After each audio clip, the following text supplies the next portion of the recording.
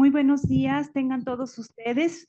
En nombre del doctor Roberto Arias, presidente del Colegio de Jalisco y presidente también de IGLOM, les damos la más cordial bienvenida a esta su casa y nos honra contar el día de hoy con la presencia de un invitado muy especial, el doctor Carlos Gadsden, quien nos acompañará el día de hoy con una conferencia magistral. Saludo también a todas las personas que están conectadas en Facebook Live y vamos a tener su conferencia y posteriormente un espacio para preguntas y respuestas. Pues sin más, le voy a dar la palabra al doctor Gustavo para que presente aquí a nuestro invitado. Adelante. Sí, muchas gracias, Fabiola.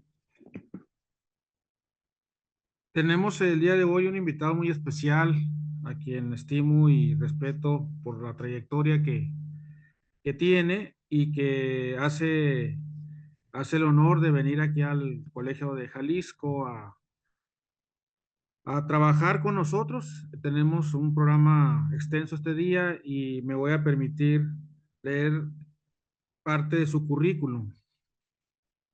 Carlos Humberto Gadsden Carrasco es mexicano, habitante de la Ciudad de México, quien está casado y abuelo. Este, esa parte personal que nos honra, ¿no? Y presidente de la Fundación Internacional para el Desarrollo de Gobiernos Confiables y coordinador general de la Red Latinoamericana de Gobiernos Confiables, la LAGOC, creada en Bruselas el 11 de octubre del 2022 en el marco del Comité de Regiones y Ciudades de la Unión Europea. Condujo como conventor electo y reelecto en representación de México el grupo de 72 expertos de 34 países que durante 15 años desarrollaron el estándar ISO 18091 para calidad en el gobierno local, válida para 169 países miembros de la ISO. Tuvo a su cargo todos los municipios de México desde el gobierno federal del año 2000 al 2003. Fue el último vocal ejecutivo del Centro Nacional de Desarrollo Municipal, CEDEMUN. Diseñó y fue el primer director general del Instituto Nacional para el Federalismo y el Desarrollo Municipal, INAFED. Es autor de la agenda desde lo local, el programa vigente que más se ha sostenido en el tiempo del gobierno federal.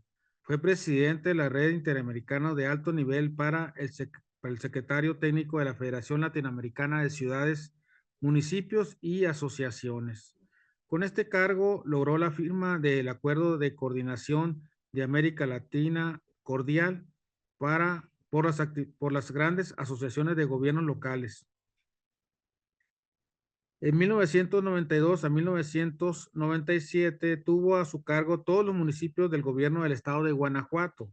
Condujo en 1993 la primera misión de México a Curitiba, Brasil, la ciudad mejor planeada y la más sustentable de América Latina. De esa misión surgió el modelo que permitió el desarrollo de cerca de 80 institutos municipales de planeación que hoy existen en México. Es consultor de los municipios, de municipios y grandes ciudades en México como León, Guadalajara, Querétaro, Monterrey, Aguascalientes, Torreón, Ciudad Juárez, Irapuato, y de tamaño medio como Colima, Los Cabos, Salamanca, San Pedro, Cholula, Boca del Río, Córdoba, Atlisco, San Cristóbal de las Casas, y pequeños como Tizayuca, Santa Cruz, de Juventino Rosas, Coyemiapan, Cozoleacaque y Tarandácuaro en México.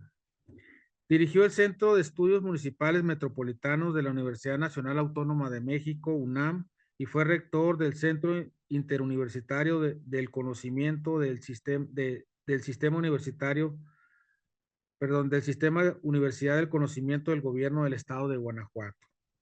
Ha sido investigador invitado del Programa Universitario de Estudios sobre la Ciudad, el PUEC del UNAM, y coordinador académico del Diplomado de Internacionalización de los Gobiernos Locales, PUEC UNAM.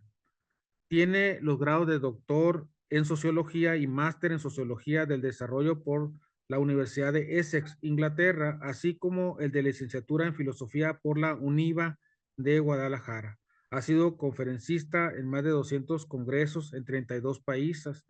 Ha sido 4 veces jurado del Premio Smart City de Barcelona. Ha conducido las misiones de Red Latinoamericana de Gobiernos Confiables a los foros mundiales de economía circular en Helsinki en el año 2023, a Bruselas en 2024 y próximamente a Sao Paulo en 2025. De hecho, en parte queríamos hacer esta conferencia para marzo, pero él tiene que viajar a Sao Paulo precisamente a cumplir con este cometido. Y pues sin más, vamos a darle la palabra al doctor Carlos Hasden para que nos dé su conferencia magistral, que ahí la tenemos ya lista. Entonces, pues Carlos, adelante. Muchísimas gracias, muchas gracias, Gustavo. Muchas gracias por esta oportunidad, perdón, Fabiola, por esta oportunidad de estar aquí el día de hoy en el Colegio de Jalisco y además con todo lo que implica Jalisco en este tema de relaciones intergubernamentales en México. El federalismo es un tema central y los gobiernos locales también. Pero bueno, es tema de historia.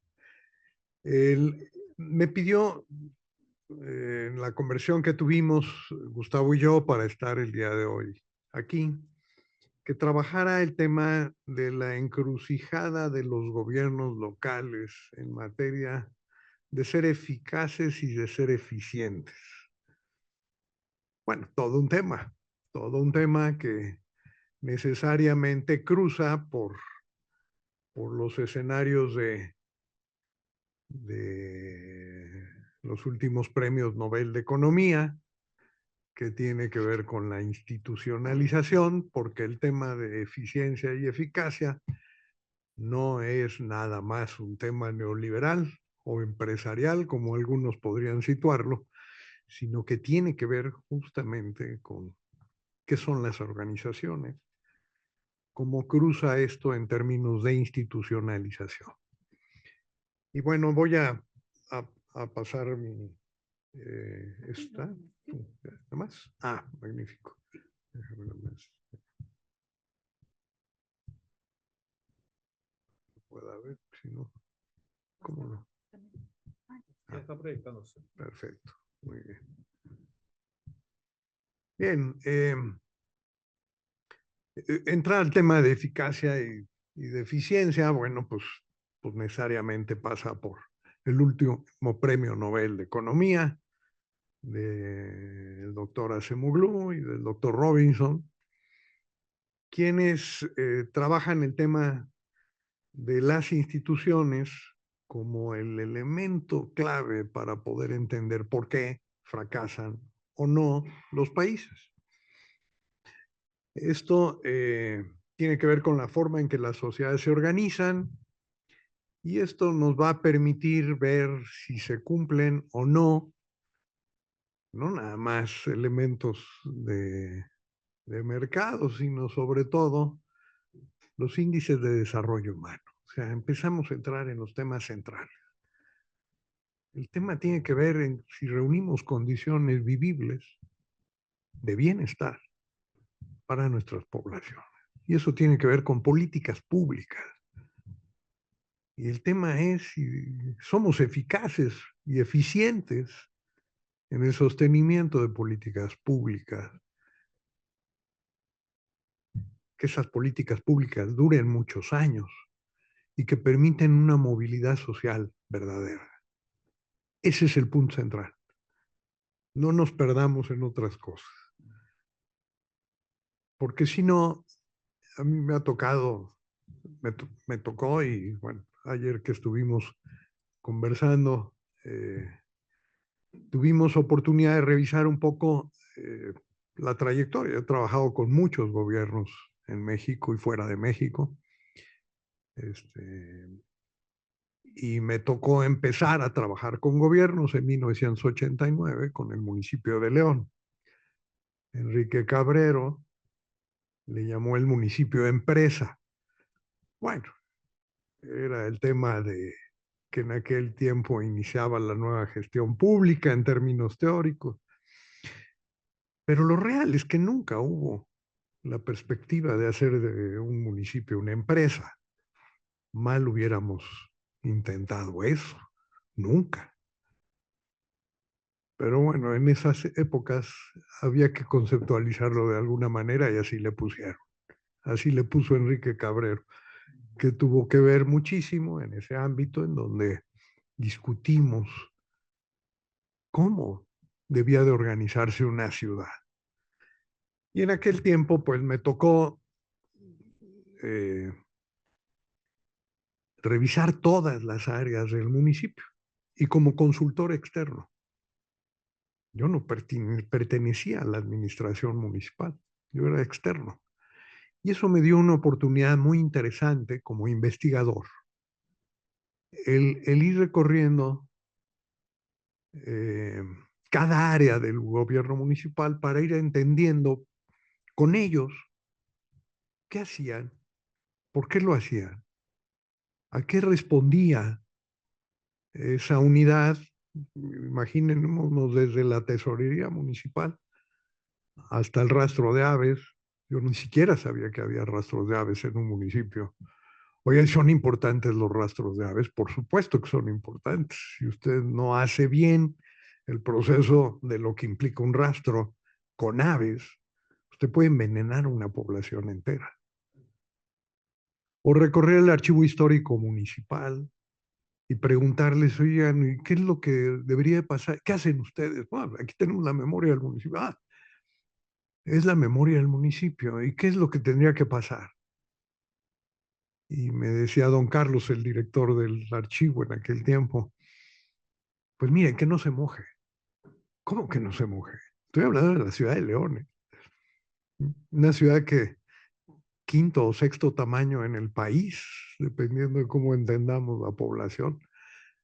Eh, Me decía, pues sí, es que el archivo está detrás de la segunda escalera de la presidencia municipal y cuando llueve mucho se moja.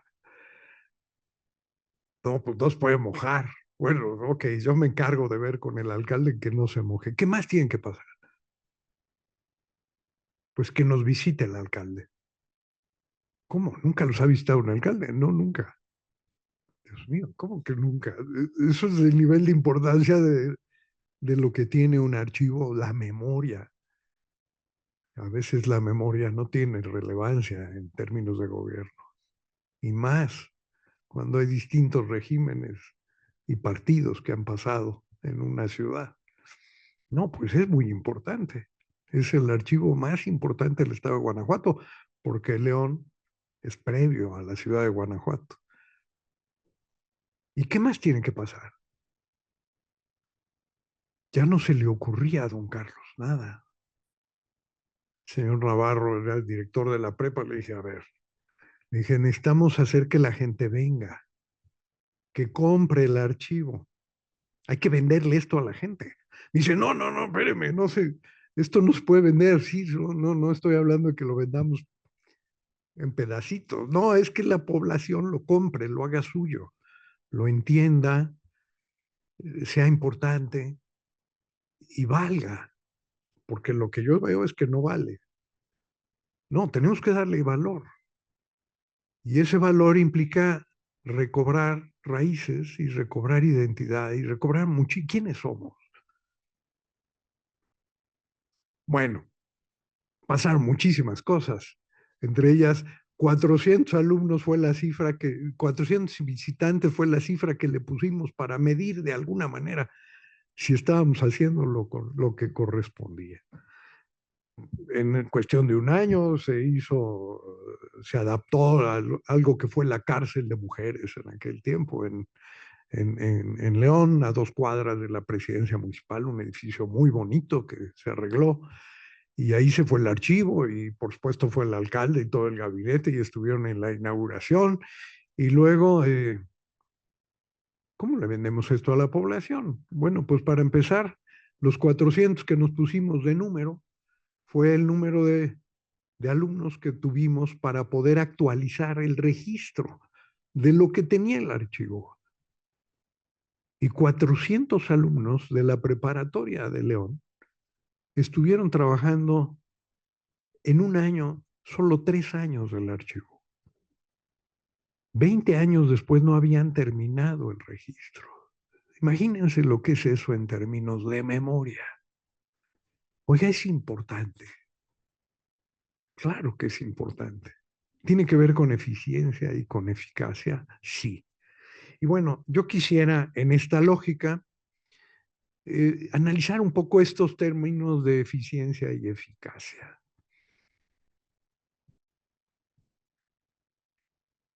Si nosotros trabajamos estos puntos, pues nos vamos a ir obligadamente a ver a Douglas North, Premio Nobel de Economía, 1993. Y Douglas North, bajo su enfoque, nos sitúa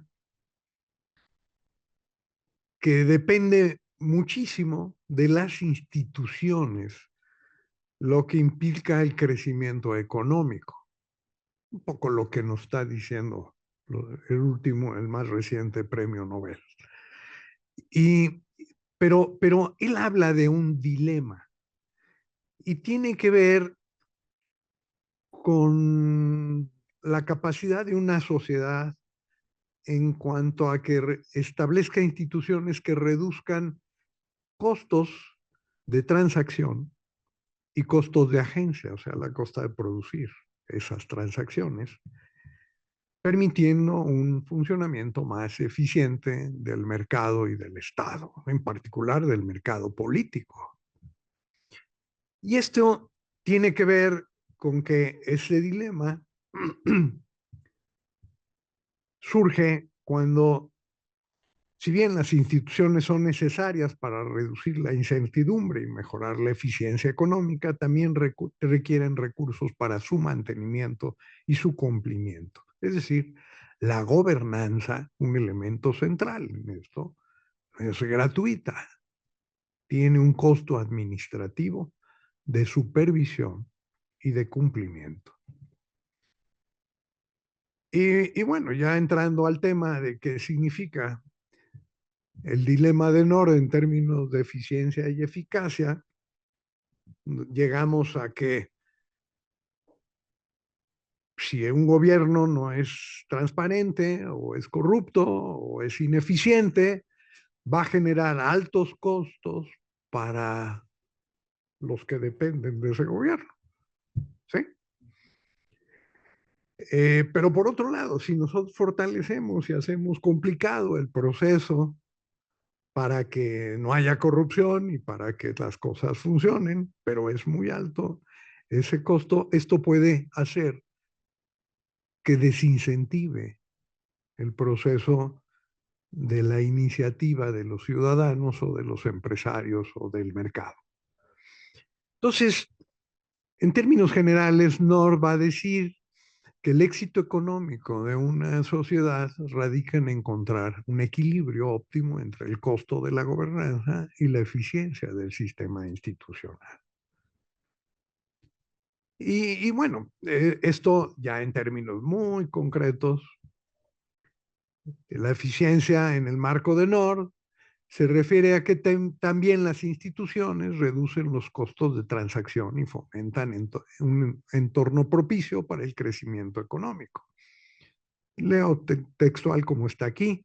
Según North, las instituciones eficientes son aquellas que minimizan los costos de transacción y facilitan intercambios seguros y predecibles. El tema de predecibilidad se convierte en central. Hace muchos años, cuando estuve en el gobierno del estado de Guanajuato, de repente hubo una oportunidad, estaba yo al frente de todos los municipios, desde el gobierno del estado, en el Centro Estatal de Desarrollo Municipal.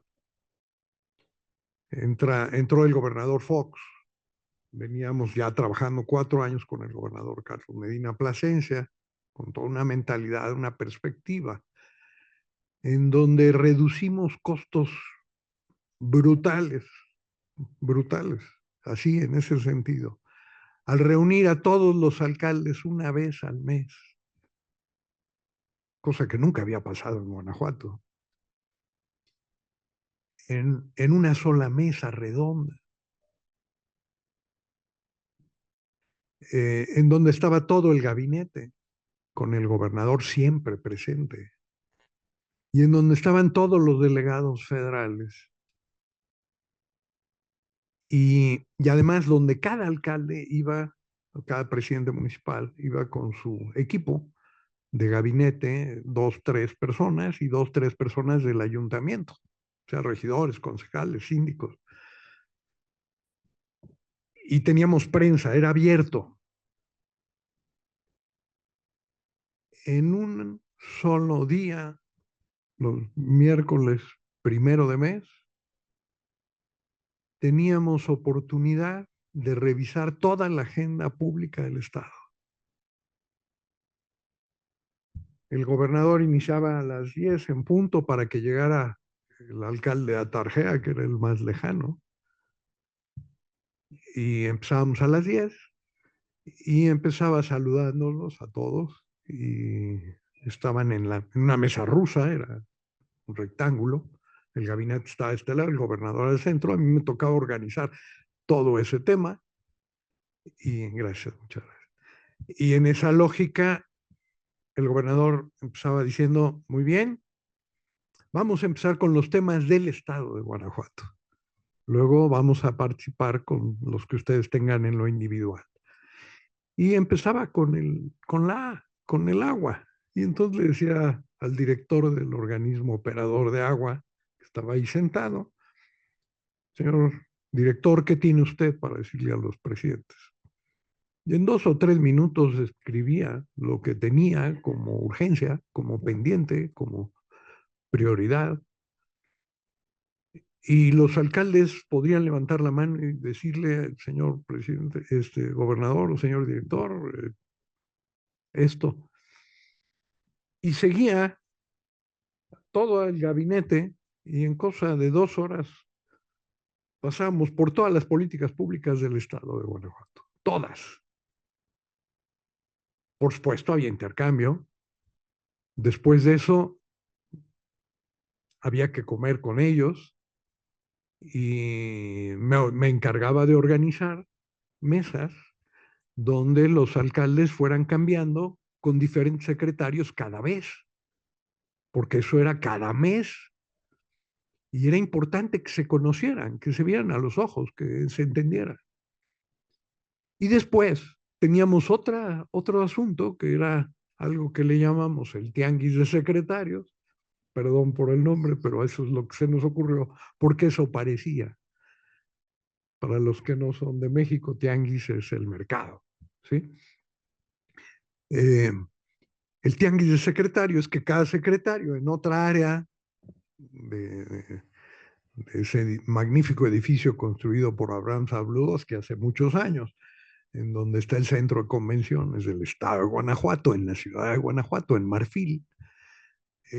Ahí cada secretario ponía 1, 2 o 3 mesas de atención con su gente y los alcaldes, ahora sí, con su equipo de 6, que en la mesa rusa estaban atrás, pasando la información.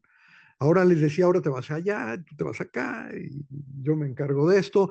Tenían que estar todos los secretarios. Había un lugar especial para ellos y el gobernador estaba dando vueltas en medio de todo esto. Y entonces de repente, vamos, el estado, el municipio de Yuriria, por decir alguno, distribuía a la tesorería o a la Secretaría de Finanzas determinados asuntos y otro iba a obras públicas y otro iba al DIF y así. Y entonces en un solo salón, en cosa de 2 horas, se resolvían todos los asuntos pendientes. Había una instrucción precisa.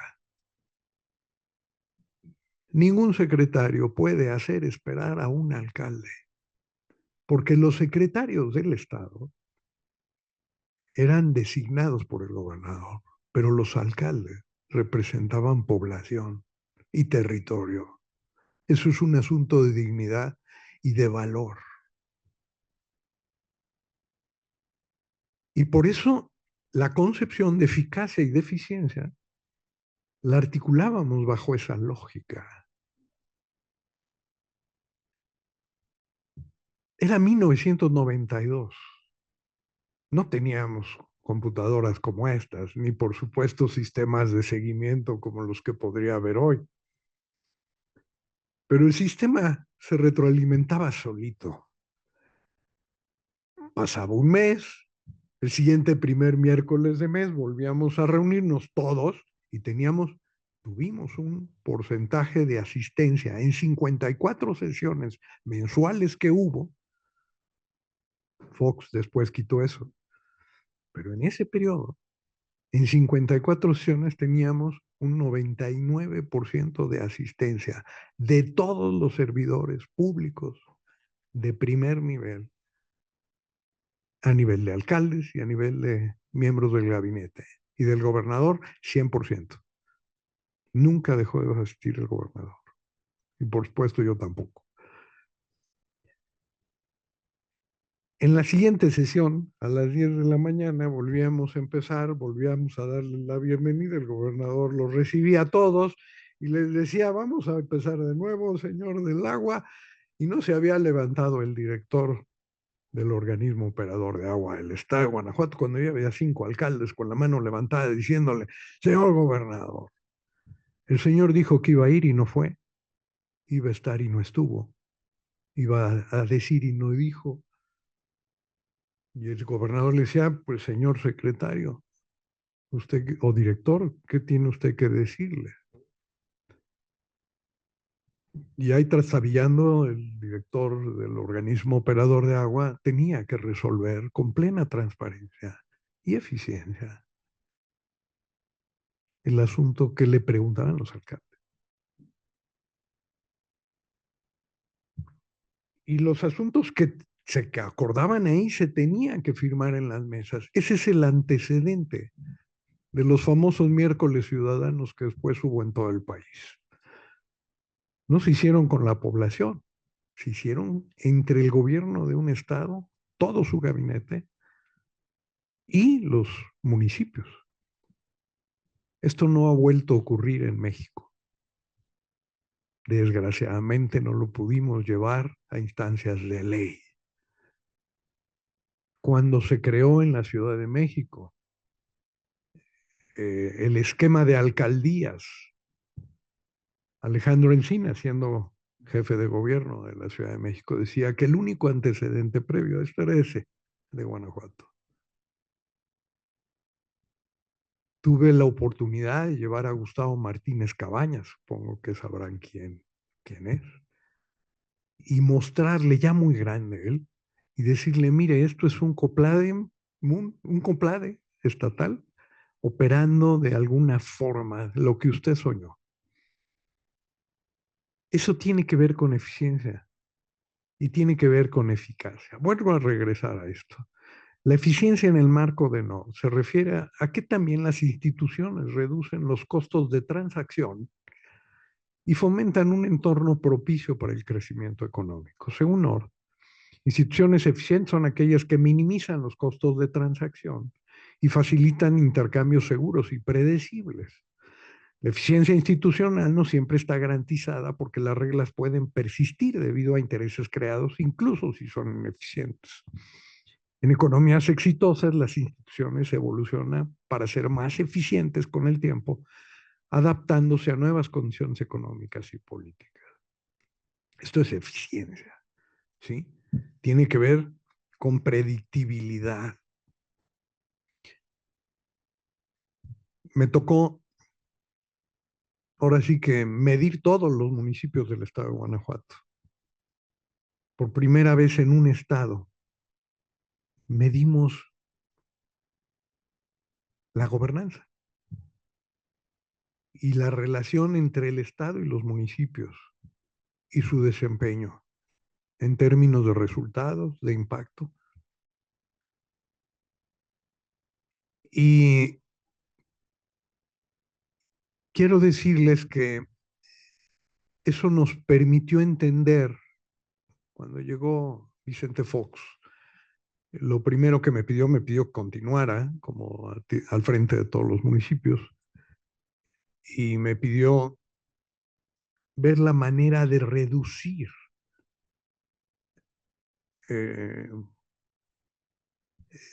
las instituciones del Estado de Guanajuato. Él venía de un contexto empresarial y quiero comentar con los vicios que eso puede traer encima. También con las ventajas, que también tiene mucho elemento de ventaja, pero él venía con una visión en donde decía, necesitamos que cueste menos el Estado, que tenga el menor costo. Entonces yo le decía, ten mucho cuidado, gobernador, porque podemos bajar el peso de una persona si le cortamos los pies. Pero eso no significa que va a caminar mejor. Entonces, el tema de eficiencia y eficacia pasa por ahí. Y me dice, bueno, pues necesito que revises todas las áreas del gobierno del Estado para ver por qué no lo hacen los municipios. Muy bien, para mí era una oportunidad de oro en materia de descentralización, lo que nunca me imaginé que podía hacer. Y entonces, bajo esa lógica, me dediqué a medir, junto con un equipo ya muy formado que habíamos hecho, todas las instituciones del gobierno del Estado, 18. Una por una. ¿Qué hacían? ¿Por qué lo hacían? ¿Qué costo tenía? ¿Qué implicaciones tenía en términos jurídicos, en términos económicos, en términos sociales? ¿Por qué lo hacía el gobierno del Estado y no lo hacían los municipios? Y luego, al mismo tiempo, medimos los 46 municipios del Estado de Guanajuato en términos de eficacia, en términos de transparencia y en términos de, de participación ciudadana. Eran los tres elementos. Y bajo esa lógica, ahí sí fue de arriba hacia abajo, porque los medimos a todos en un margen de tiempo muy reducido, pudimos ver qué asuntos podrían manejar los municipios y era razonable que manejaran los municipios contra lo que manejaba el Estado. Y, y bueno, había cosas como, por ejemplo, las momias, el Museo de las Momias de Guanajuato. Van a ustedes decir que eso es muy especial de Guanajuato, sí, lo es. Bueno, pues eso estaba a cargo del gobierno del Estado.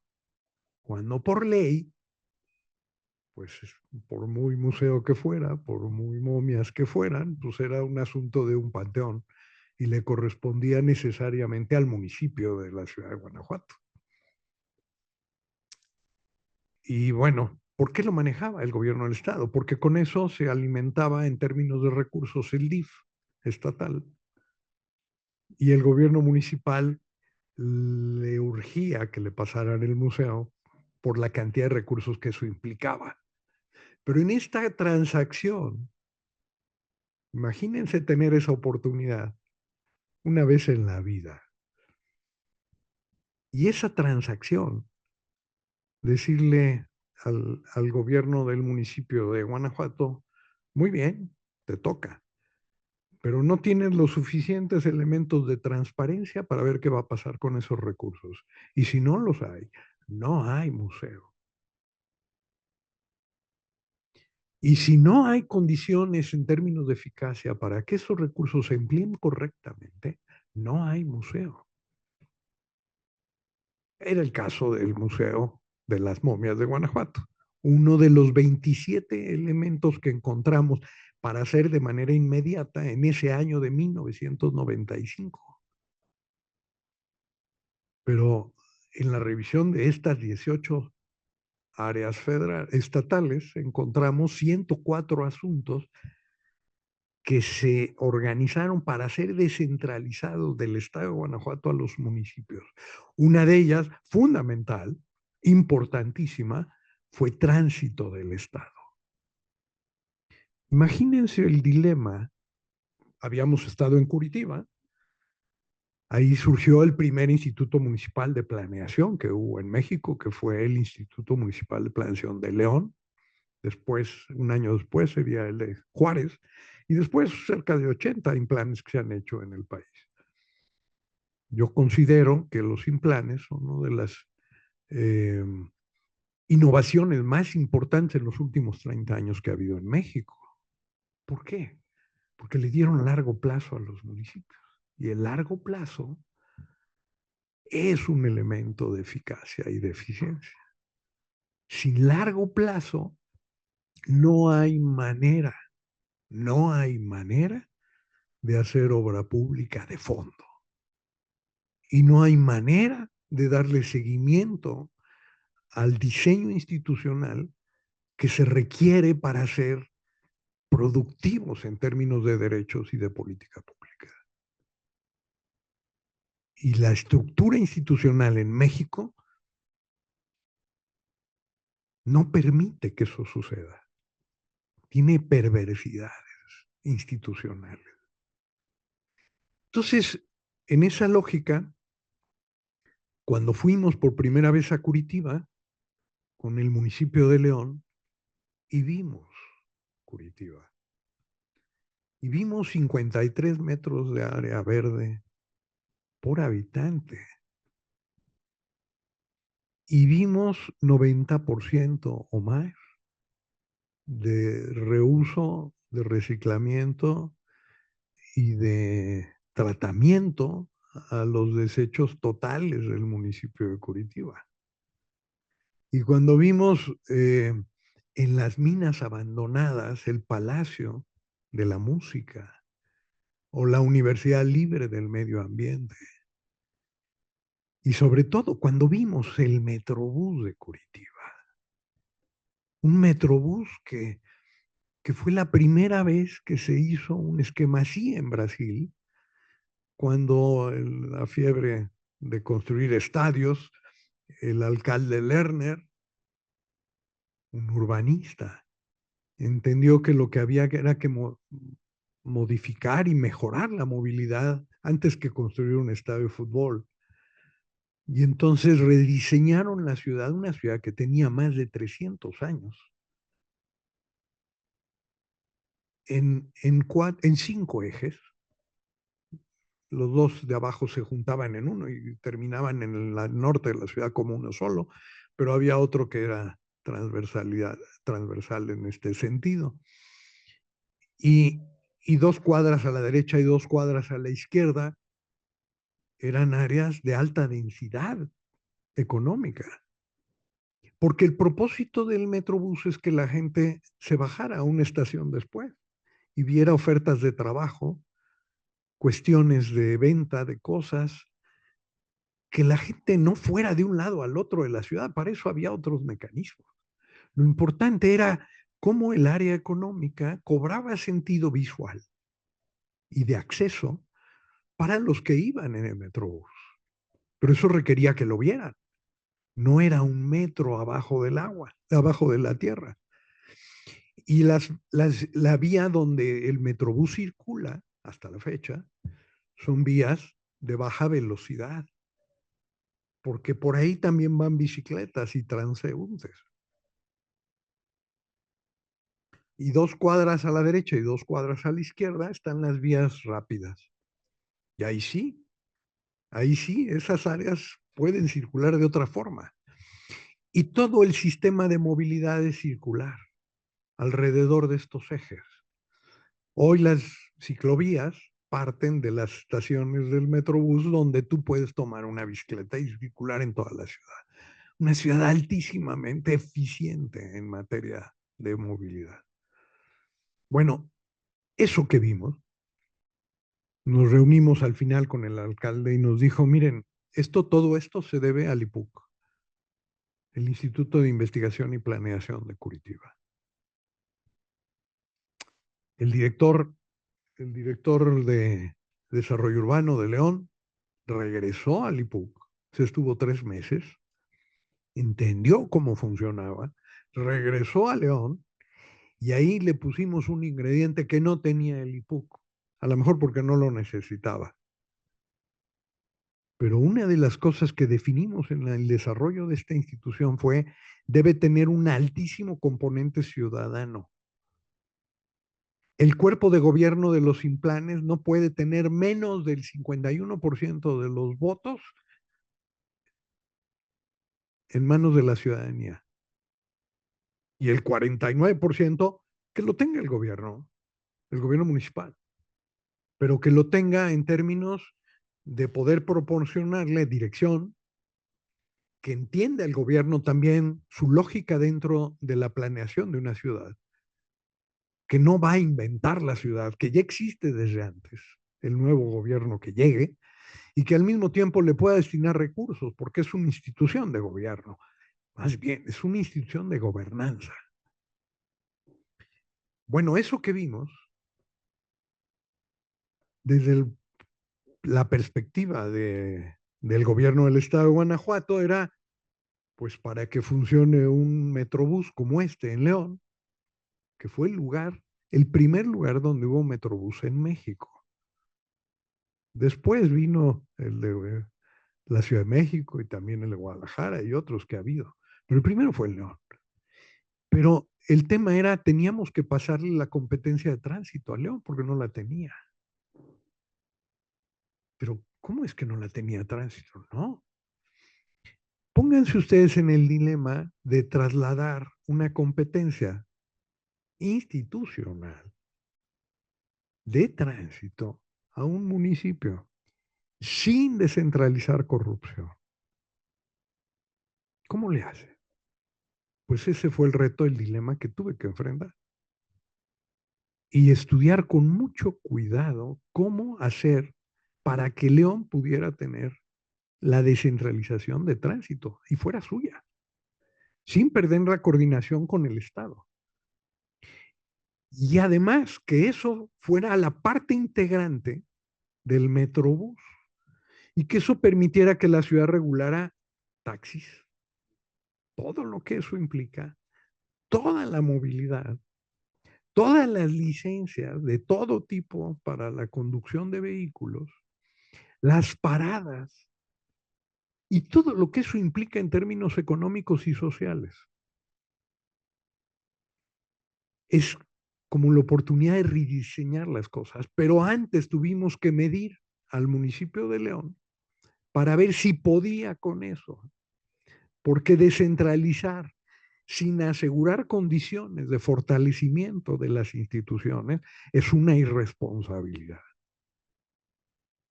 Entonces fue, a ver, León, ahora me vas a demostrar si puedes en términos de eficacia tener los elementos que puedes poner a disposición para tener tránsito. Y luego, ¿cómo vas a asegurar mecanismos de transparencia abiertos? Y me vas a asegurar cómo va a participar la población en esto, porque tienes que escucharlo. Eso fue en 1995. En 2002, me parece, o 2001, no recuerdo exactamente, estando al frente ya del CEDEMUN nacional, todavía no se creaba el INAFET, tardé 2 años en hacerlo, diseñarlo, pensarlo además en una lógica también diferente, fue llegar a la inauguración del Metrobús. Fíjense, empezamos en 1993, fuimos a Curitiba, en 94 se hizo el primer Implan. El Metrobús se inauguró en 2001, una primera fase, si no me acuerdo mal. Puede ser que haya sido también 2002, pero pasaron muchos años. Pasaron al menos 3 administraciones municipales. Pero el Implan podía conducir ese proceso por la duración en el tiempo. Y cuando fui, porque el presidente me encargó que fuera a inaugurar en su nombre el Metrobús de León, bueno, fue un regalo, una deferencia que tuvo conmigo. Y fui ahí, y antes de la inauguración en el Implan, me dijeron, ya estamos, mira lo que tenemos. No, sí, una maravilla de lugar. Les dije, a ver, muéstrenme sus planes de ciclovías en León. Y me pusieron los planes enfrente, y todos redondos. Les dije, qué bien se ve que los que hicieron estos planes no andan en bicicleta. Y además no entienden la diferencia entre ciclovía y ciclopista. Porque las ciclovías son, y hay 300,000 ciclistas en León, son para cruzar la ciudad en ejes. Las ciclopistas son circulares porque son para hacer deporte. Y ahí sí, alrededor de la presa del Palote tenemos una ciclopista de 8 kilómetros, muy bonita, pero que no va a ningún lado, salvo a dar la vuelta a la presa. Se construyen de manera muy diferente. Les dije, qué bien se ve que ustedes no andan en bicicleta, pues no califican ustedes en participación ciudadana, porque no entienden lo que le duele a la población. Eso se lo dije el día de la inauguración del Metrobús. Bueno, hoy el Metrobús de León, pues es ya otra cosa. Pero esto tiene que ver con eficiencia y eficacia, ¿sí? Eficacia en Douglas North dice, tiene que ver con la capacidad de las instituciones para cumplir con sus objetivos y generar los incentivos adecuados para que los actores económicos y políticos respeten las reglas del juego. Una institución es eficaz si realmente logra modificar el comportamiento de los individuos y organizaciones en la dirección esperada. Una institución puede ser formalmente eficiente, bien diseñada en teoría, pero ineficaz en la práctica si no se cumple o no se respeta. Y la eficacia depende de factores como la cultura, la coerción del Estado y la legitimidad social. Bueno, aquí hay algunos ejemplos. Una institución puede ser eficaz, pero ineficiente. Por ejemplo, un régimen autoritario puede imponer reglas estrictas y hacer que se cumplan. Eficacia. Pero si sus normas generan altos costos de transacción o bloquean la innovación, será ineficiente. Una institución puede ser eficiente, pero no eficaz. Una ley puede estar bien diseñada para reducir costos y promover el comercio, pero si no se implementa correctamente o no se respeta, no será eficaz. En resumidas cuentas, para Nord, el desarrollo económico depende de la existencia de instituciones que sean simultáneamente eficientes y eficaces, asegurando reglas del juego claras, reducción de costos de transacción y estabilidad en los acuerdos políticos y económicos. Ahora tengo aquí conmigo, digo, después de escuchar un poco esto de Nord, que creo que ilumina un poco. Tengo una tesis de la Universidad de Osnabrück en Alemania. Gloria Hostos, doctora con honores en el Departamento de Sociología de la universidad. Tuve la oportunidad de ayudar a conducir esa tesis con George Giselle, un antiguo miembro de la Asociación Internacional de Sociología, a quien recomendé que esta persona pudiera ser conducida por él, un experto en participación ciudadana. Y este magnífico trabajo explica que los observatorios ciudadanos, o sea, mecanismos que surgieron como un elemento que hoy veo muy, muy importante en términos de participación ciudadana, y cómo resuelven el dilema de Douglas North al proporcionar mecanismos de control y seguimiento que reducen la incertidumbre institucional y los costos de transacción en la sociedad. El tema es que ¿por qué no hay transparencia? ¿Por qué no hay transparencia? ¿Por qué no hay instituciones de largo plazo? ¿Por qué largo plazo no es lo común? Porque el costo político de largo plazo no lo quiere pagar el Estado, ni los gobiernos. Perdón, pero el tema de la no reelección, nada más el hecho de plantearlo, es porque es más redituable para un gobierno que cada 3 años se muevan todos los servidores públicos. En México el 89.6% de todos los servidores públicos, y hay más de 500,000 a nivel municipal, se mueven, se van. ¿Cuánto cuesta eso? Cuando yo estaba en el INAFED, calculamos que costaba cerca de 5,000 millones de pesos anuales.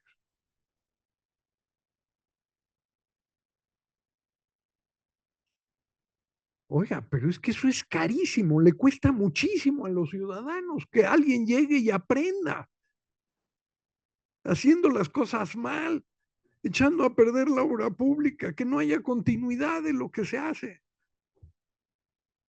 No es ciertamente, es una irracionalidad económica. Por supuesto que lo hay. Pero el incentivo político es muchísimo más redituable que asegurar el bienestar de los ciudadanos a partir de conservar a los servidores públicos. Gloria Hostos tuvo la oportunidad de revisar un observatorio ciudadano que tiene 10 años, el Observatorio Ciudadano de León. Ese observatorio, el año pasado, invitados por el Acuerdo Nacional de Integridad Electoral, me invitaron a ser parte de ese esfuerzo, un esfuerzo que tuvo como corazón el Tribunal Electoral del Poder Judicial de la Federación, y estuvo el INE, y estuvieron los 32 tribunales electorales del Estado de México, del Estado mexicano, estuvieron los 32 OPLES, los organismos organizadores de las elecciones a nivel local, y cerca de 75 instituciones. Y cuando me invitaron a formar parte, les dije, no soy experto en temas electorales, pero con mucho gusto veo. Y 6 meses después tenía muy claro, que había un océano azul de oportunidad. Nos dimos cuenta que, considerando que las propuestas de los candidatos debían de ser el corazón de la elección, además de la transparencia del proceso y la eficacia, o sea, que se haga, que se lleve a bien, nos dimos cuenta que no había nadie que le diera seguimiento a las propuestas que los candidatos hacen o que los partidos plantean en sus plataformas electorales. Y en el tiempo, pues que pasa la elección y luego, ¿qué pasó con lo que usted prometió? Y entonces logramos que se firmara en Los Cabos. ¿Por qué en Los Cabos? Porque ahí había un observatorio que tenía 10 años, formado por ciudadanos, que además no le cuesta nada al municipio en términos de dinero, pero ellos tienen la suficiente convicción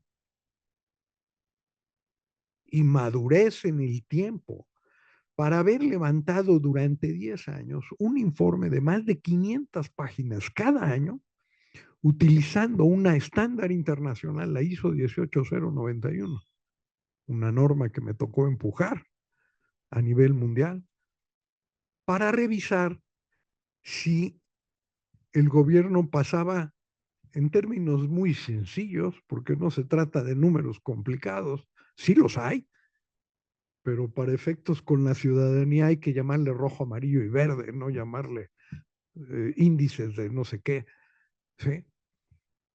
Y bien, en el municipio de Los Cabos había más de 30 rojos de 39 políticas públicas que se miden, que en 10 años nunca se han movido a amarillo o a verde, que es el mínimo aceptable. Y eso demostrado con evidencias durísimas por los ciudadanos. Y cuando se revisaron las 15 plataformas de los 5 candidatos que concursaron en Los Cabos para la elección municipal y las propuestas hechas por los 5, se encontró que ninguna había diagnóstico. Y les puedo garantizar que en este país no hay diagnóstico detrás de las propuestas. Es diagnóstico serio, bien hecho, en términos de las propuestas que hacen los candidatos. Y luego, peor, ¿y qué pasa con esas propuestas? Bueno, pues lo que pasó en Los Cabos, en este momento ya no hay alternativa. Estuve hace 3 semanas en Los Cabos con el alcalde. Estuve en la lectura, presentación de los elementos básicos del Plan Municipal de Desarrollo de Los Cabos. Y al final me acerqué con el alcalde que firmó el Acuerdo Nacional de Integridad Electoral con este añadido que tiene que ver con comprometerse a observar, a ser observado, a verificar, a medir el desempeño de sus propuestas. Y le dije, alcalde, ¿se acuerda que hace un año firmamos? Sí. ¿Se acuerda que tiene usted 30 rojos? Que si no lo saca a amarillo o a verde mínimo aceptable, pues usted va a tener una observación nacional, ya no nada más local. Es una oportunidad para usted. El costo es bajo si usted considera los beneficios o altísimo si usted considera lo que no va a suceder, lo que va a suceder si usted no hace la tarea. ¿Y saben qué? En este momento, por primera vez en 10 años, en 5 administraciones, de todos los partidos han pasado por ahí, es la primera vez en donde se va a abrir a implementar un sistema de gestión de la calidad adentro del municipio. Y vamos a ver qué pasa. Pero eso tiene que ver con esto que dice Gloria Hostos. ¿Cómo podemos hacer que en esta transacción, en el mercado político, pueda haber elementos que permitan incentivar los resultados? Bueno, eso está aquí. Esto está por escribirse. Ayer comentábamos, don Roberto, el director de la institución del Colegio de Jalisco, estuvo en gobernación cuando yo estuve en el INAFED. Bueno, no es cierto, cuando yo estaba en el gobierno del estado de Guanajuato. Pero me acuerdo, 1992, haber ido a una reunión en gobernación con los otros titulares de los organismos, de los centros de desarrollo municipal o de estudios municipales que existían en aquel tiempo. Y bueno, yo venía del estado de Guanajuato. Yo no pertenecía a ningún partido, pero eran las condiciones que en ese momento existían y ahí pues eran las condiciones que se habían dado en Guanajuato. Y yo llegué a una reunión de gobernación como un bicho raro que venía de un gobierno que no era del sistema. Y se me acercó uno de los directores de uno de estos centros municipales y me dijo, irónicamente, por supuesto, oigan, ¿y ustedes qué saben de administración pública? Me quedé pensando y le dije, miren, yo creo que poquito. Yo creo que de administración pública sabemos poco. Estamos aprendiendo. Pero ¿a poco ustedes saben mucho? Y le dije, ustedes saben mucho de administración privada de los recursos públicos. Pero perdón, de administración pública, todos estamos aprendiendo. Eso es algo que ustedes ni siquiera se han planteado. Eso no existe. Por lo menos reconozco que no sabemos mucho. Pero el tema es aprender a hacerlo. Bueno, pues miren, les voy a pasar un video, a ver si se escucha, de algo que hicimos.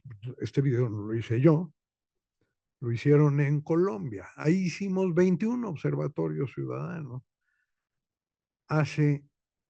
en 2013, 2014. Hoy existen, de esos 21 observatorios que hicimos en la ciudad de Bogotá, existen por lo menos 17. En 2019 regresé a Bogotá y había 17 observatorios que se reunieron en la veeduría distrital de Bogotá para decirme, oiga, doctor Gaden, ¿qué sigue después de esto? Ah, espérenme tantito, se los muestro, a ver si se escucha.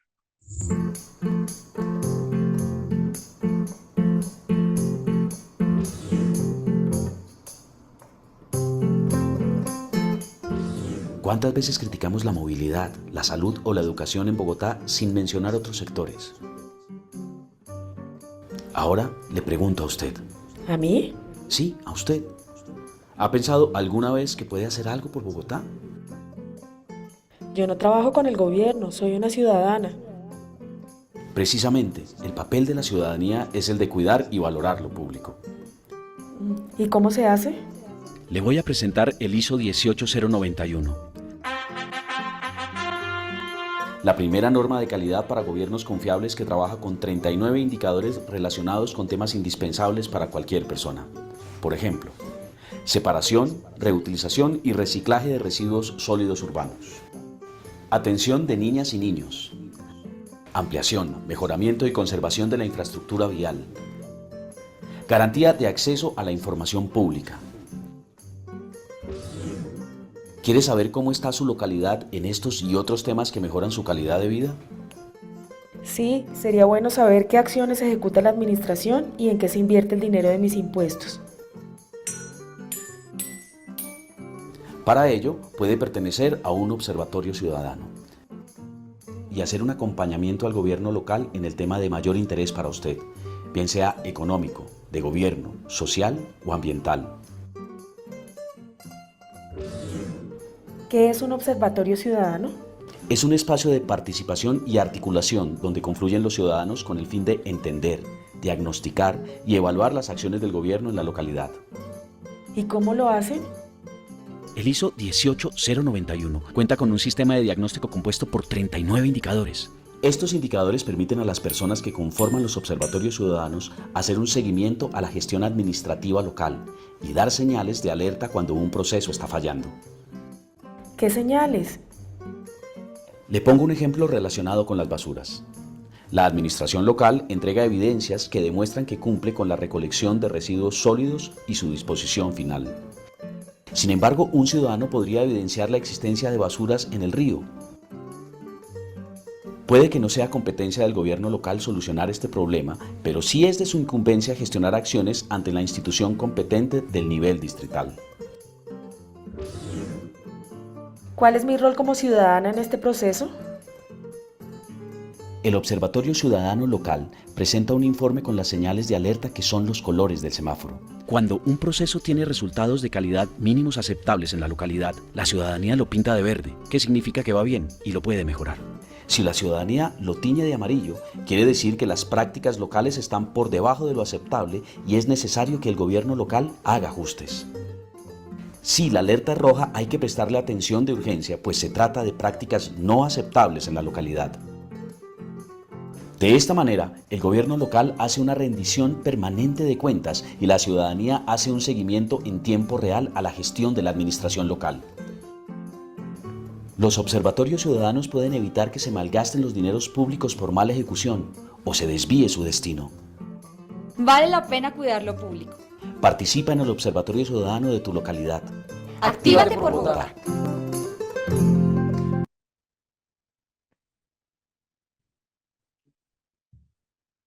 Bueno, esto es un observatorio ciudadano visto bajo la perspectiva de algo que se hizo en Bogotá. Y en donde el alcalde Petro, en aquel tiempo, ahora presidente, no quiso implementar un sistema de gestión que fuera acorde a esto. Esto tiene costo, claro, tiene costo. El tema de lo que descubre Gloria Hostos en esta tesis es la relación de cómo el costo que implica legitimidad, cuando no se cubre, empieza a ser en contra del mismo gobierno. Hoy el municipio de Los Cabos no tiene salida. O implementa un sistema de gestión o no funciona. Va a seguir apareciendo en rojo. Oigan, los sistemas de gestión son importantes. Por supuesto que son importantes. El crimen organizado lo sabe. Si ustedes no tienen bien identificados sus procesos y están en el narco, los atrapan o los matan. Los que más saben de procesos son ellos.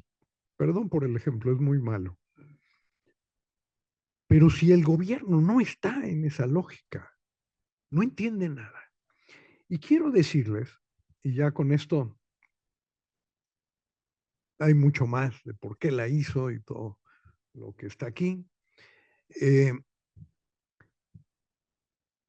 Hoy los objetivos de desarrollo sostenible, la agenda más importante del planeta, no tiene sistema de gestión. No dice cómo hacer los objetivos. Comento una cosa final, un poco para abrir al diálogo. Después va a seguir otra sesión y vamos a terminar de completarla si quieren quedarse. Porque bueno, pues esto es una pequeña entrada a todo un tema muy, muy amplio. Traigo muchas láminas. Pero el tema aquí es que el sistema que usamos para medir a los municipios del estado de Guanajuato, aquella vez, lo hicimos en 6 meses. Después tuve la oportunidad de llevarlo a Inglaterra, a la universidad donde me formé, a tratar de entender, por segunda ocasión, ya haciendo el doctorado, por qué era útil medir municipios. Y me llevaba yo una pregunta central. ¿Por qué Tarandacuao sacó mejor calificación que Irapuato? Estoy hablando de los 46 municipios del estado de Guanajuato. ¿Qué significaba eso? Tarandacuao, una ciudad pegada a Michoacán, con problemas de narco desde entonces muy fuertes, muy pobre, con menos de $5,000 per cápita de PIB, que es pobreza,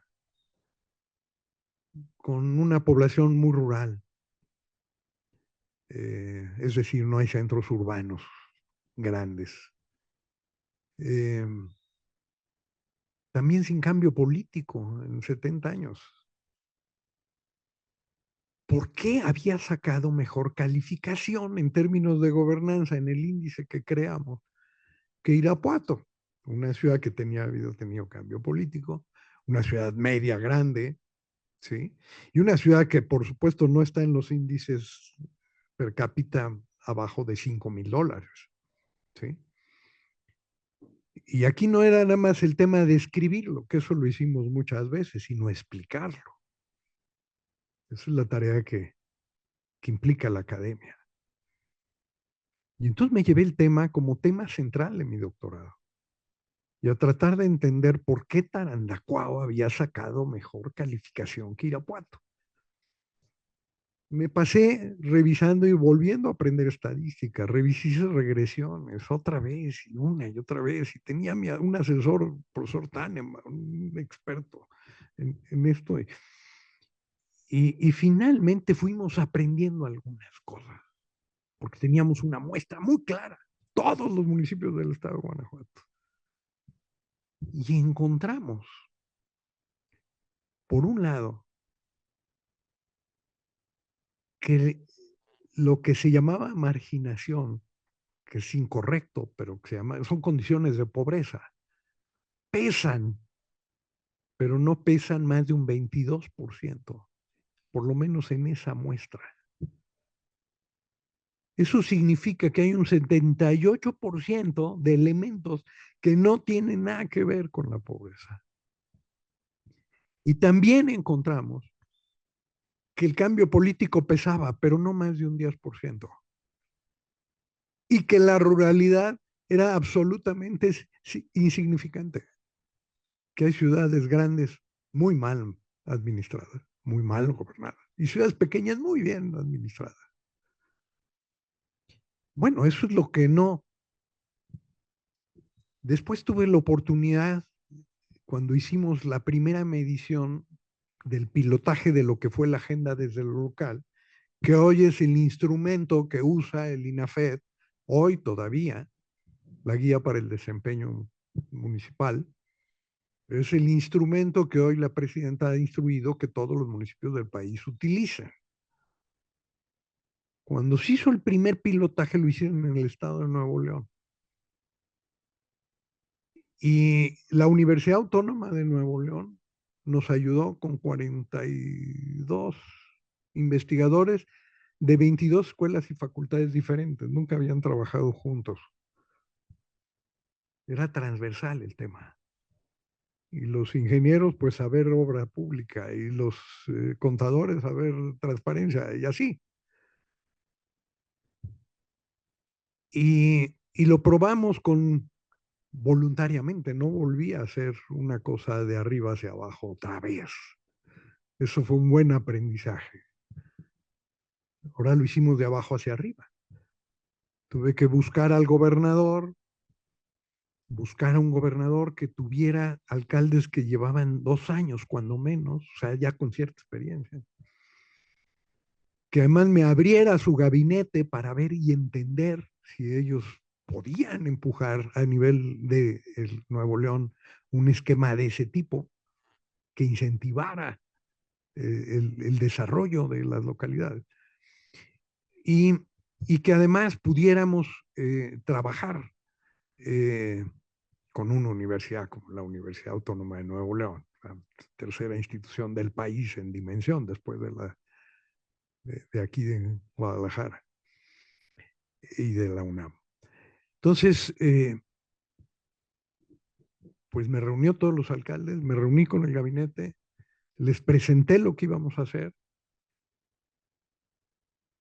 Y en la primera medición, en enero de 2003, encontramos en solo 26 municipios que aceptaron con acta de ayuntamiento participar en la experiencia. No los forzamos, ellos quisieron. Por supuesto, tenía una rendición económica interesante, tenía incentivo a hacerlo. Pero con estos 26 de los 51 municipios del estado de Nuevo León, pudimos encontrar que había más de 150 verdes, en esa lógica de lo que explicamos hace un momento, que nadie sabía que existían. Y luego focalizar al gabinete federal, yo me encargué de eso desde el INAFED, y con el gabinete estatal, 3 asuntos que esos 26 municipios pusieran en la mesa como para poderlos trabajar durante 6 meses. 6 meses nada más. Les comento que volvimos a medir 6 meses después y encontramos 76 nuevos verdes que estamos seguros antes no existían. 76.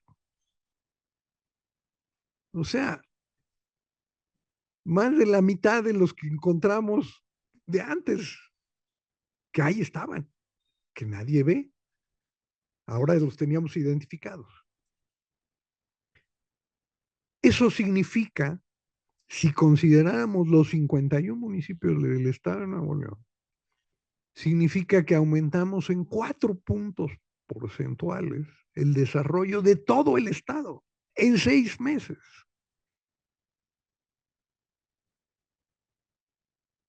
Y bueno, esos son los datos generales. Ustedes me dirán, ¿qué municipios sacaron más verdes de inicio? Les pregunto. Sería San Pedro Garza García con $32,000 per cápita de PIB. O Monterrey con $14,000 per cápita de PIB.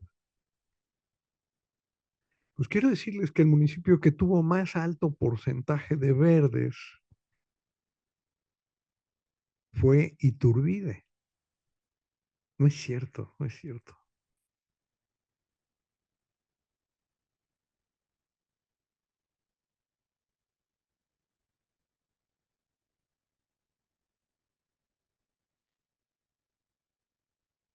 Ay, se me fue el nombre. Bueno, es uno muy parecido a Iturbide. Ese municipio tenía menos de $5,000 per cápita de PIB. Una población central con menos de 5,000 personas. O sea, era pobre. Era completamente rural. Y además, no había tenido cambio político en los últimos 75 años. En términos de partido. Y sin embargo, es Bustamante, perdón. Bustamante. En el desierto de Nuevo León.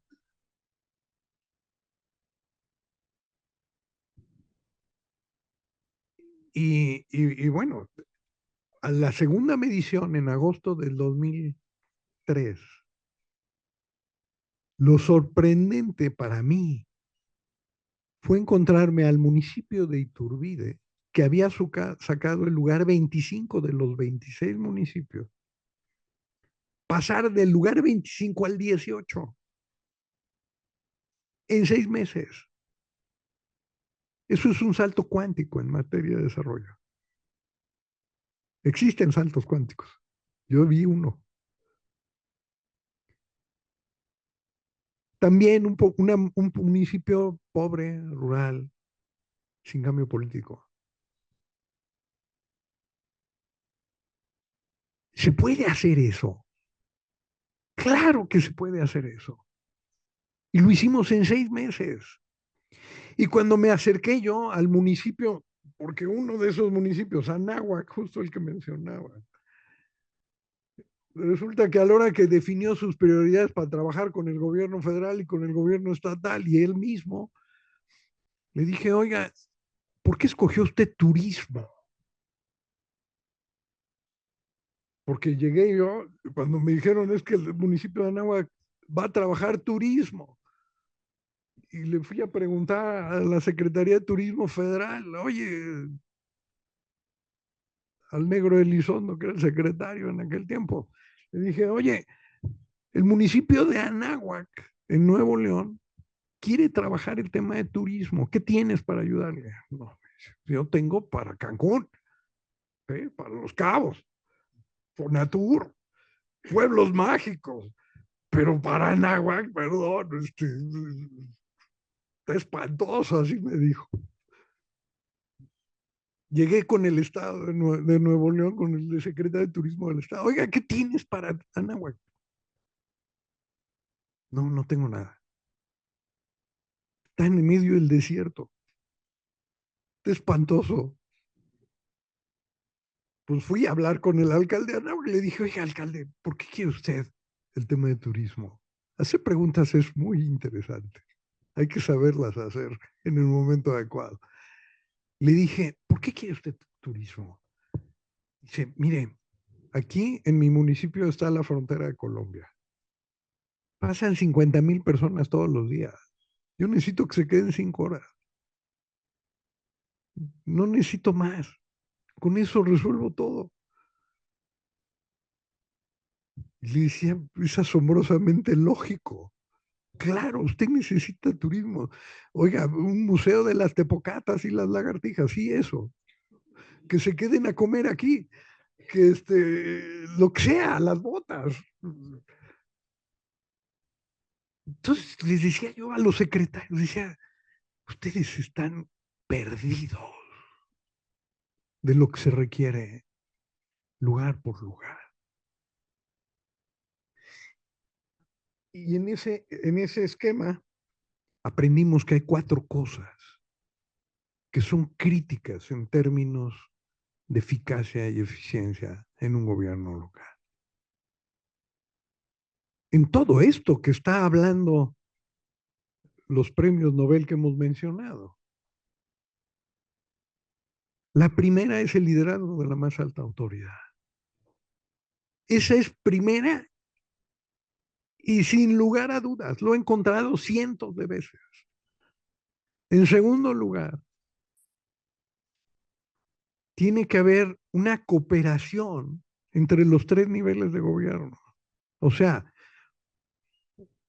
una coherente arquitectura de gobiernos de cara a las necesidades que enfrentan. Una coordinación positiva. Ese es el segundo. Y es segundo, no es primero. O sea, el papel del gobierno federal no es lo que detona el desarrollo. Es el liderazgo de la más alta autoridad del lugar.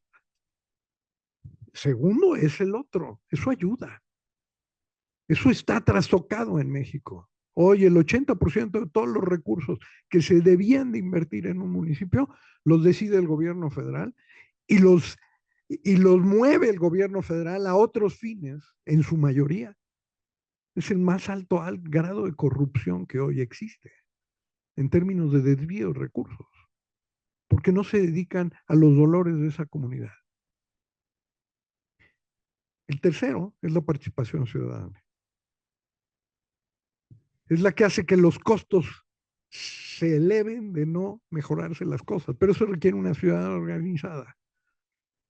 Y cuarto, un sistema de medición. Bueno, estos son aprendizajes, responden a esto. Habría que explicar la ISO muchísimo más, pero quisiera dejarles dos ideas. Con esto cierro. Me buscaron en junio de la ISO para decirme, oiga, cada 5 años las normas internacionales estándares, las normas serán importantes, los estándares internacionales, sí, generan predecibilidad. ¿Sí? La variación de predecibilidad de los componentes de un avión hacen que nosotros nos subamos a los aviones. El grado de predecibilidad de los más de 2,5 millones de piezas que tiene un Airbus último, 2,5 millones de pesos, están medidas con un índice que se llama 6 sigma. Es 2 errores en 1,000,000. Por eso nos caen los aviones. Por eso nos subimos a 11 kilómetros de altura y vamos a más de 700 kilómetros por hora. Y podemos tomarnos un café con toda tranquilidad, pero no se caen. Cuando se caen es rarísimo. Y cuando se caen, detienen todo para ver qué pasó. ¿Por qué no se predijo eso? Es importante la predictibilidad. Oh, absolutamente. Si no, eso no puede haber confianza. Y nuestros gobiernos no son predictibles, o son predictibles al revés. ¿Cómo va a fallar? ¿Cómo no van a funcionar las cosas? Bueno, pues me llamaron y me dijeron, la ISO acaba de hacer una revisión después de cada 5 años se revisa el estatus de los estándares. Me dijeron, investigamos a los 169 países miembros de ISO y resulta que esa norma iniciada por México en 2004 es la única iniciativa que México ha aportado en casi 80 años, que es miembro fundador al Organismo Internacional de Estandarización. Es una norma sobre calidad en el gobierno local,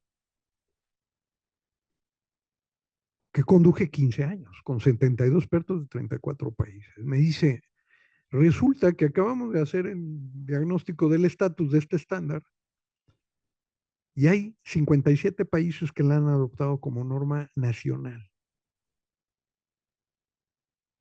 Yo no tenía ni idea de eso. Uno de ellos, México. Desde 2022 es norma mexicana, NMX. Me dice, está confirmada, no hay que hacerle nada. Se aprueba, va para adelante.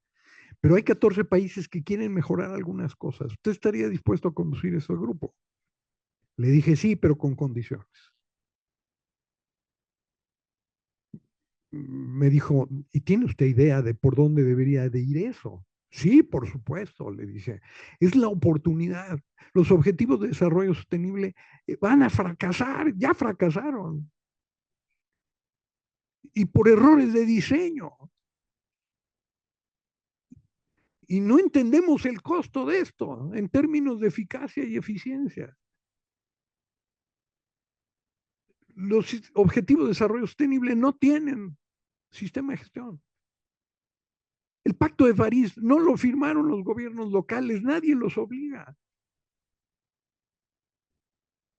Las Naciones Unidas están empujando que haya 3 objetivos en lugar de los 17 integrados. Es no entender las variables independientes y la dependencia que tienen de las dependientes de las independientes.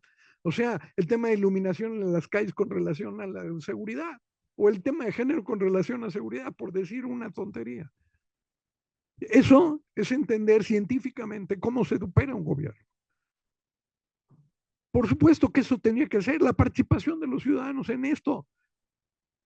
Hay quienes afirman que los ciudadanos no hay que hacerles caso, están completamente equivocados. No hay ningún sistema en este planeta que pueda ponerle un policía atrás a cada ciudadano. Los ciudadanos tienen que hacer cosas por ellos mismos en relación a su seguridad.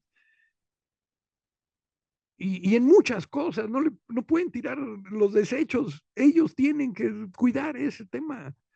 Y el gobierno municipal, primero que ningún otro, tiene que hacer lo que no pueden hacer los ciudadanos solos, pero eso implica un esquema de cooperación.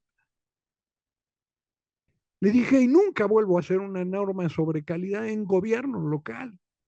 Lo vamos a hacer desde el gobierno local, que es otro enfoque. Es cómo construimos desde el gobierno local y las necesidades y los dolores de la sociedad, toda la relación intergubernamental para arriba, que no está coordinada. La ingobernabilidad se llaman gobiernos paralelos compitiendo entre sí ante una misma población en un mismo territorio. Esa es la definición de ingobernabilidad. Eso tiene un costo altísimo. Pero esos costos, los gobiernos siguen transitando a pesar de esos costos porque no tienen impacto político. Y perdón, esto tiene que ser obligatorio. Entonces, le dije a la ISO, esas son las ideas, por ahí hay que transitar. Tenemos que adelantarnos a las Naciones Unidas, tenemos que ver cómo generamos un escenario que permita que firmen los gobiernos. Y la ISO tiene una oportunidad. Pero eso sí, no quiero más miembros de mi grupo que sean expertos en estándares y no sepan nada de gobiernos. Tienen que entender el paradigma, tienen que entender cómo funcionan los gobiernos.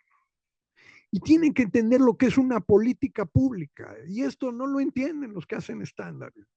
Y políticas públicas es ética atrás de servicios y productos. Son derechos. Y poder identificar lo que le duele a una sociedad y poderlo escuchar. Y entenderlo en términos que le den sentido y racionalidad científica. Hay que hacerlo. Me dice, en mediados de año empezamos. Eso significa junio. Le dije, pero no vamos a hacerlo si no tenemos casos de gobiernos locales que participen en la elaboración de un estándar. Necesitamos la experiencia real de lo que sucede en campo. Ese tema está abierto. Lo voy a tener que enfrentar en junio. Necesitamos casos en México. Presentando, perdón, porque ya me fui de largo. En la Universidad de Navarra me invitaron hace muchos años a presentar la ISO 18091. Tenía 300 personas enfrente de mí, en Madrid, en el departamento de gobierno. Y presenté la ISO. Y al final se levantó una persona y me dice, oiga, eso de la ISO está interesantísimo, muy bien, felicidades. Gracias. Me dice, oiga, ¿y con qué autoridad? Nada más, ¿con qué autoridad usted nos viene a hablar de calidad en gobierno viniendo usted de México? 300 gentes ahí enfrente. Le dije, pues mire, con la autoridad de que nosotros sabemos exactamente lo que no queremos como gobierno, con esa autoridad. Ustedes ni siquiera han tocado piso. Nosotros sí. Y si escuchamos bien eso y entendemos bien eso, tenemos la autoridad y la capacidad para haber promovido el primer estándar mundial sobre calidad en gobierno y desde los gobiernos locales. Y eso es lo que necesita este planeta. ¿Cómo hacemos para construir inteligentemente eficacia y eficiencia desde los gobiernos locales? Pues muchas gracias.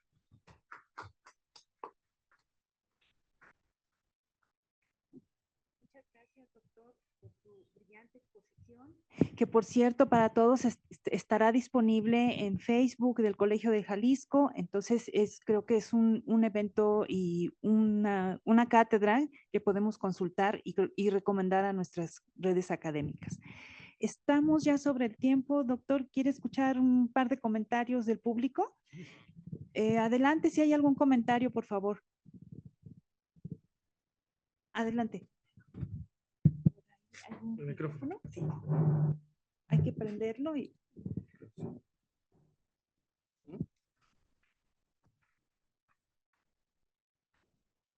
Bueno, buenas tardes, muchas gracias.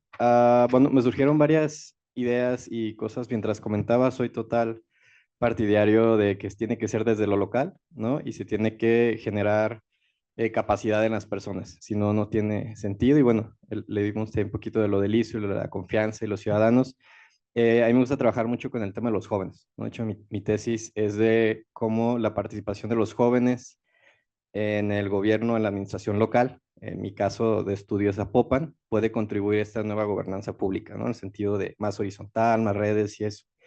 Y en mi experiencia, pues he trabajado con una prepa de la UDG, la prepa 7, cuestión de vinculación comunitaria, y justo es eso, ¿no? Desde lo local se integró después los gobiernos, bueno, desde lo ciudadano y lo local, se integró después gobierno local en especial, Zapopan, y luego ya también al estatal y el federal, pues casi ni sus luces, ¿no? Pero no era necesario justo eso que se prestaran. Y me quedé pensando en tres ideas que creo que pueden sumarse o quedan perfecto ya con lo que se está haciendo con el ISO y esta redes que existen. Uno es, siempre he pensado en la importancia del intercambio de ideas, pero como más general. Y en el ejemplo de Cunitiva se llama, o sea, el que un funcionario fuera a Cunitiva hizo que después se desentonara algo acá. Y creo que esos mismos intercambios se pueden hacer a nivel pequeño, ¿no? Entre regiones, entre, pues, alguien de Zapopan se va a Tlajumulco, a León, o sea, como pequeños intercambios, aunque sea 1 o 2 semanas, creo que es suficiente como para abrirte el escenario y compartir las buenas prácticas. Y también creo que sería una manera de agregar una vigilancia adicional en temas de corrupción, porque pues tienes visitas y no puedes actuar como podrías actuar en Voy a los pedir que haya jurídicos. brevedad porque estamos Sí, ya sobre el perdón. tiempo, por Sí, favor. sí. Y lo otro es, bueno, ya enfocándome justo esto, he visto que muchos jóvenes, los que llegan a estar en cargos públicos, empiezan esta idea de hacerlo desde que están en la prepa, principalmente. Y a nivel local, la prepa es un actor que puede ser muy relevante. Entonces, ¿qué escenario tendría las preparatorias, los bachilleratos dentro de este esquema de la ISO, si se ha considerado? Más bien, gracias. Muy bien. Voy a leer también otra pregunta de la comunidad IGLOM, del doctor Gerardo González. Él pregunta, ¿considera que la institucionalidad municipal tiene que ser la misma para todos los municipios del país? ¿Qué instituciones requerirían las metrópolis o en las regiones para atender la transterritorialidad de los problemas u oportunidades que ahí suceden? ¿Y algún otro comentario? Sí, adelante, por favor. Realmente interesante y yo quiero preguntarle, gracias. Muchas gracias por la conferencia. Yo quiero preguntarle respecto a la dimensión de desarrollo ambiental sostenible del ISO. ¿Qué pasa en el tema de planificación urbana y desarrollo? Porque ante la globalización, y usted mencionaba ahorita los ODS, no solo son los ODS, hay una cantidad muy variada de muchas guías, estándares, cuestiones que están invitando, entre comillas, casi que obligando a los países, a los gobiernos locales a que incluyan en sus instrumentos de gestión y política pública como son los planes de desarrollo urbano, ¿no? O sea, súper complicado, pero vienen como los ODS que no viene con instructivo. Entonces, a manera local, ¿cómo complica para los gobiernos poder tener una buena evaluación en este rubro dentro del ISO? Eh, Voy a tratar de responder sumariamente. El tema de los jóvenes es importantísimo. Es importante que los jóvenes, para empezar, tengan elementos de escucha de la realidad. ¿Sí? Sean sensibles al dolor humano. Y eso es fundamental en términos de una estandarización como esta, un poco contestando también a la otra pregunta. Tuve una discusión en San Petersburgo, en una reunión de ISO, con el jefe de la delegación japonesa. Yo iba como jefe de la delegación mexicana en una asamblea del Comité 176 donde se hacen estos estándares. Y ellos votaron en contra. Y entonces cuando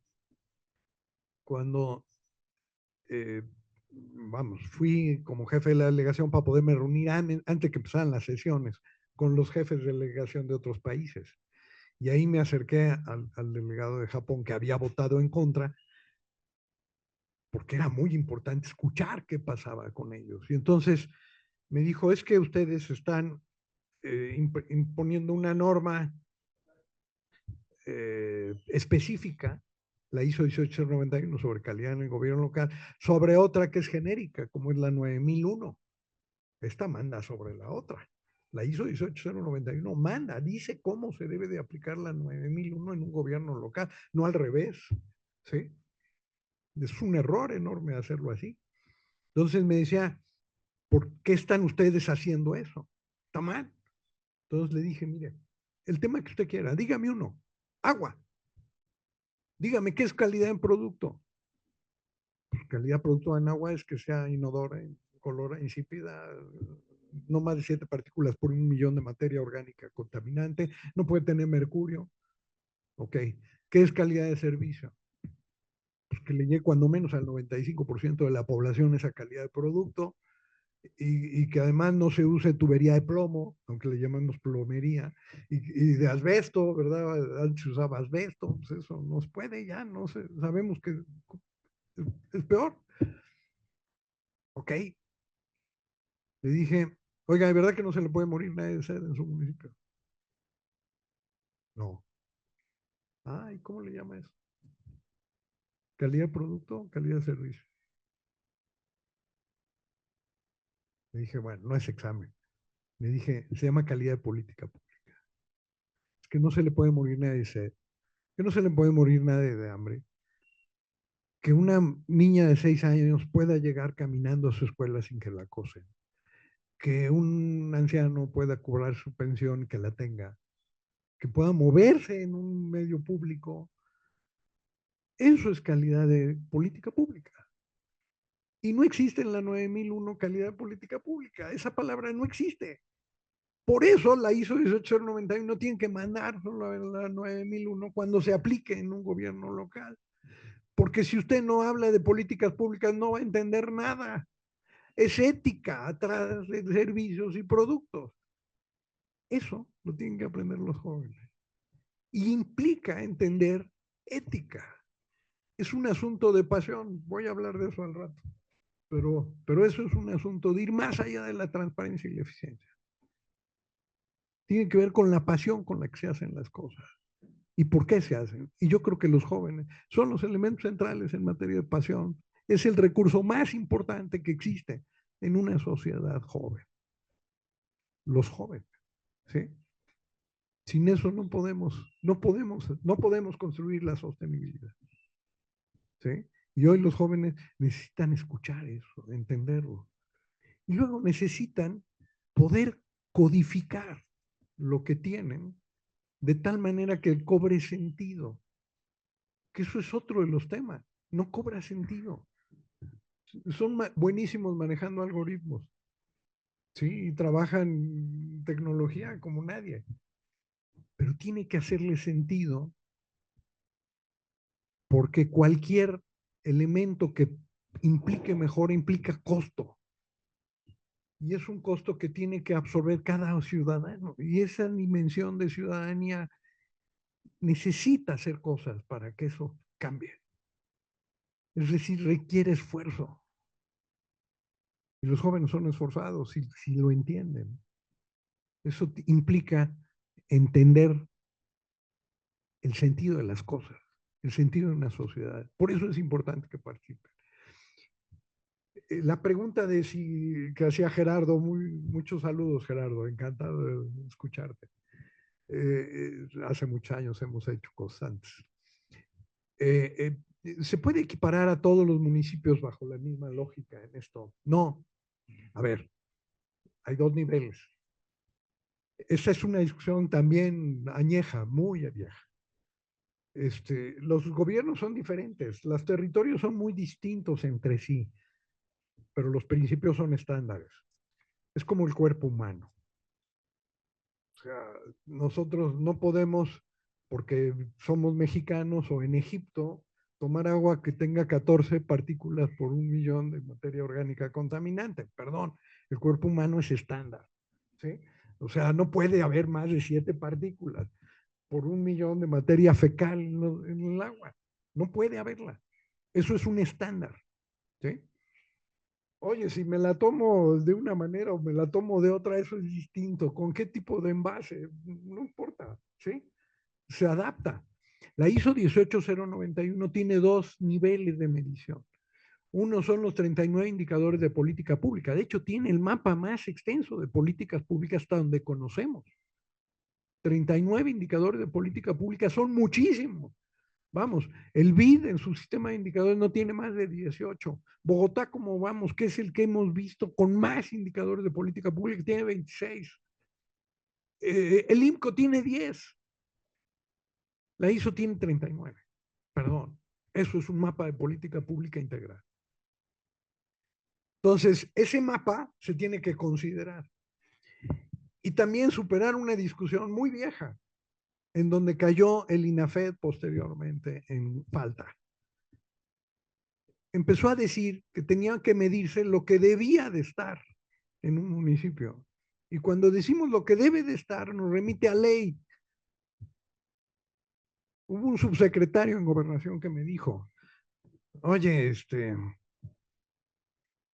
tus 39 indicadores que tienes ahí en la ISO, ¿sí?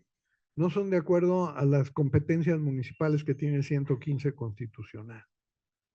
Le dije, pues claro, hay que cambiar la constitución. Hoy los municipios en México, ¿sí? Las grandes ciudades, todas tienen secretarías o direcciones de desarrollo económico. No están en el 115 constitucional. Entonces, ¿en qué fundamentan jurídicamente una Secretaría de Desarrollo Económico en el bando de policía y buen gobierno? Es cómo adecuamos la ley para que se cumplan las cosas, porque cualquier alcalde con 5 dedos de frente no va a dejar de atender el tema del empleo. Claro, es importantísimo. Pero entonces, ¿qué es lo que debe de definir esto? Lo que no puede ser que no esté. Es un tema de identidad. La pregunta no es lo que deben de tener, es lo que no puede ser que no tengan los gobiernos locales para ser eficaces. Es un tema de identidad, no de derecho. Por supuesto, luego lo hacemos de derecho. Y eso implica competencias e incumbencias. Entonces, ese nivel son 39 indicadores. Y luego cada uno de esos indicadores, principios éticos de derechos fundamentales medidos, pues tendrá su propia expresión para el lugar, para el tipo de municipio, y ahí están los subindicadores, que son las evidencias que se piden para poder cubrir con un estándar. Hoy estoy trabajando, este lunes tuve una reunión con Iquitos. Estamos trabajando con el municipio más grande amazónico del Perú, y uno de los principales centros de contaminación del Amazonas. Ahí llega todo. Y estuvimos revisando, justamente quieren ver cómo la ISO les ayuda en Iquitos, en un plan de desarrollo urbano. Y me decían, necesitamos su ayuda. ¿Por qué? Porque los planes de desarrollo urbano se hicieron por cooperación internacional. Desde 1950 nos han hecho planes de desarrollo urbano Suiza, Italia, y han venido aquí, nos han hecho... Y ninguno se ha implementado. Pero es que los italianos y los suizos y todos estos, incluso el gobierno nacional del Perú, no entiende que una tercera parte de la ciudad de Iquitos, una tercera parte, tiene variaciones en las casas de agua de 4 metros por año. O sea, en la temporada, 6 meses de seca, el agua baja 4 metros y cuando llueve sube 4 metros. Las mufas eléctricas para surtir electricidad a las casas tienen más de 5 o 6 metros de altura para que no haga choque eléctrico con el agua. Y no sabemos cómo generar un plan de desarrollo urbano para una ciudad así. Y le decía, no sabemos cómo abastecer el agua potable a las casas, cómo recoger los desechos sólidos de las casas o los desechos de agua. O sea, es muy complicado y la gente vive ahí y es una tercera parte de la ciudad. Le dije, ustedes están en el nivel de economía circular número 3. El 1 tiene que ver con desechos y cómo los tratamos. El segundo tiene que ver en cómo atendemos los materiales que van a ser desechados antes de que se desechen. Eso es donde está Europa hoy. Le dije, pero el tema de datos, que es la base de la inteligencia artificial, esa es economía circular al nivel 3. Y eso es lo que están haciendo los nórdicos. Y no importa que ustedes estén en rojo. Bueno, sí importa muchísimo. Pero vamos, no importa que eso no es obstáculo que estén en rojo. Hay que reconocer los rojos. Esto es como en Alcohólicos Anónimos. Nadie puede cambiar a un alcohólico hasta que él decide hacerlo. Y no se puede engañar. No puede decir soy un bebedor muy simpático de fin de semana. Con ese no se puede hacer nada. Tienen que reconocer los rojos y ponerle datos. Y con datos es posible trabajar cualquier cantidad de innovación.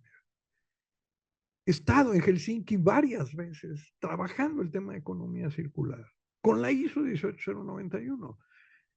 Y los Nordic Innovation, que es uno que ahora no estará en Sao Paulo porque no cree en América Latina. Y es el Instituto de Innovación de los 5 países nórdicos. No le ve sentido venir a América Latina. ¿Por qué? Porque nosotros vamos a salir con rellenos sanitarios cuando ellos lo que están viendo es datos. Pero si nosotros necesitamos rellenos sanitarios, lo primero que tenemos que hacer antes de hacer rellenos es recabar datos, porque eso nos va a dar otra perspectiva muy diferente de cómo atender el problema del reciclaje o de la necesidad de relleno sanitario y la conformación de estos.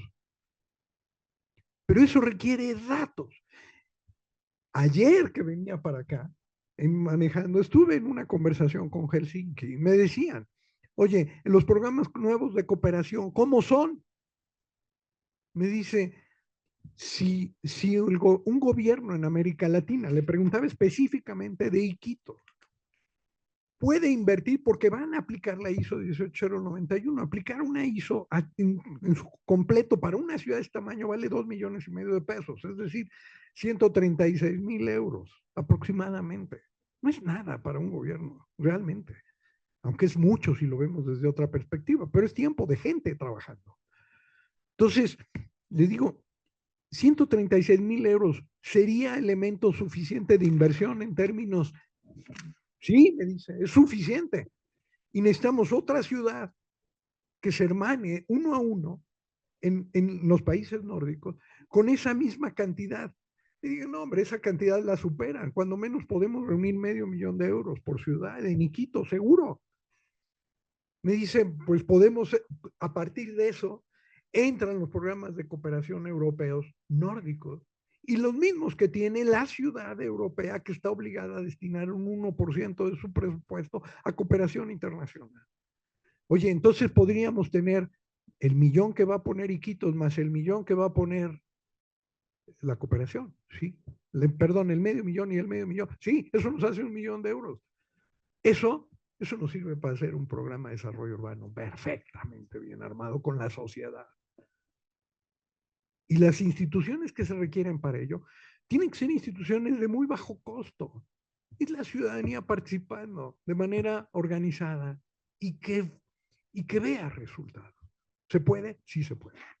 Claro, hay que entender las diferencias entre Iquitos y la ciudad de Guadalajara. Pero los principios son los mismos. Son personas, son comunidades, tienen que participar sus habitantes, no podemos ponerle un policía atrás a cada persona, tenemos que cuidar a nuestros niños y a nuestros ancianos y a nuestros jóvenes. Muchas gracias. Muchas gracias, doctor.